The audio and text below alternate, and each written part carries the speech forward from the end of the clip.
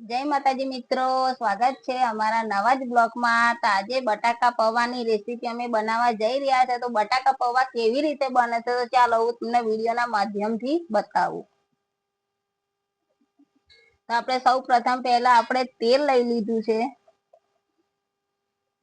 તેલ ગરમ થાય એટલે આપણે એની અંદર હવે જીરું નાખી દેવાનું છે।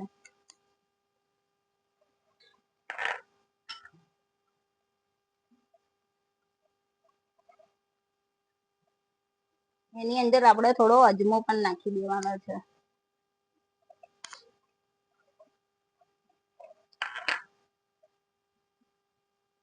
થોડી વાર આપણે એને ગરમ થાય ત્યાં સુધી થોડી વાર ઉકાળવા દેવાનું છે।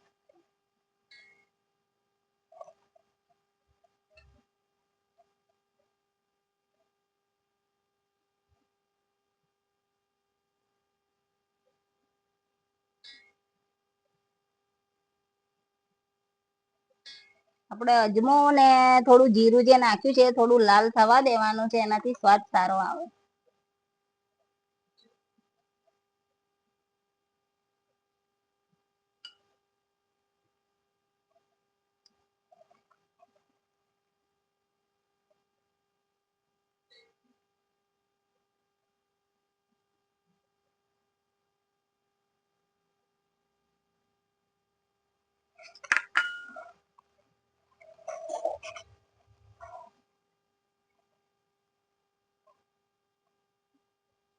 થોડાક આપણે સિંગ દાણામાં નાખી દેવાના છે।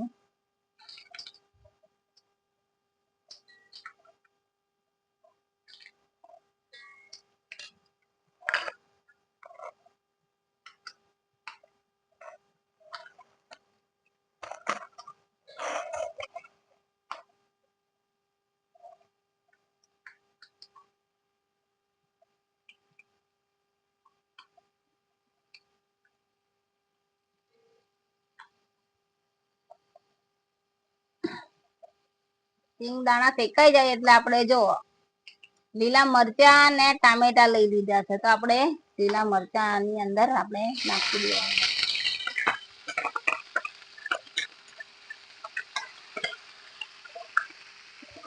ગેસ થોડોક ધીમો રાખવાનો છે। હવે આપણે જે લીલા મરચા સમારેલા છે ને એ પણ આપણે અહીં નાખી દેવાના છે। થોડુંક ટામેટું નાખી દીધું છે એટલે આપણે બટાકા પૌવાનો સ્વાદ ખટ્ટો મીઠો આવે। આપણે આ બટાકા લઈ લીધા છે, આપણે થોડા થોડા બટાકા આપણે બાફી લીધેલા છે એટલે આપણે બટાકા કાચા ના લાગે।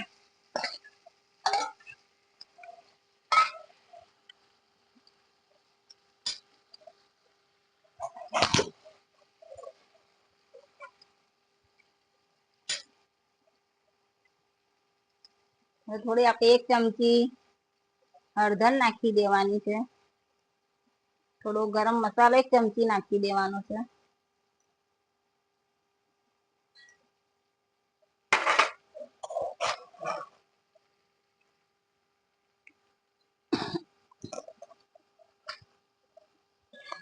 આપણે એને હલાવી લેવાનું છે।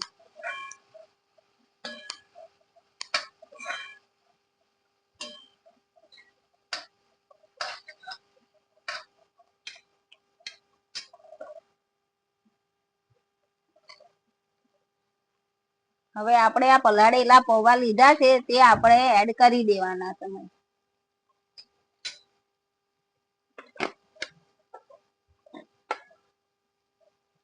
આપણે પહેલેથી જ આ પૌવા પલાળીને રાખ્યા હતા।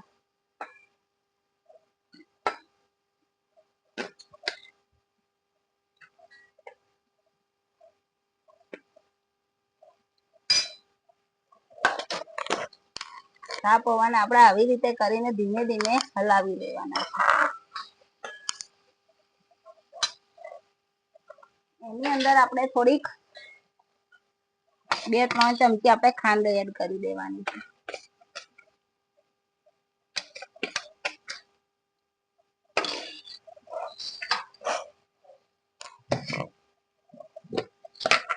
આપણે સ્વાદ મુજબ 1 ચમચી મીઠું એડ કરી દેવાનું છે।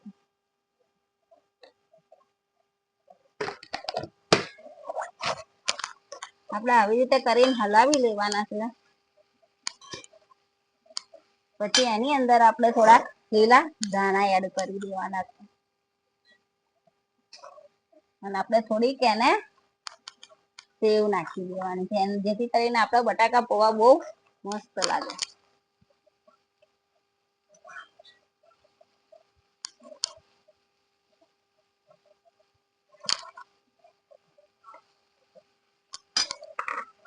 તો જો આપણે મસ્ત બટાકા પૌવા આપણાને બની ગયા છે અને દેખાવમાં પણ કેટલા સરસ લાગે છે. તો આપણા મસ્ત પૌવા બટાકા બની ગયા છે. તો મિત્રો તમે જોઈ શકો છો અને આ બટાકા પૌવા બની ગયા છે તો તમે લાઈક શેર ને ફોલો કરી દેજો અને જેને પણ બટાકા પૌવા ભાવતા હોય તો કોમેન્ટમાં લખી દેજો.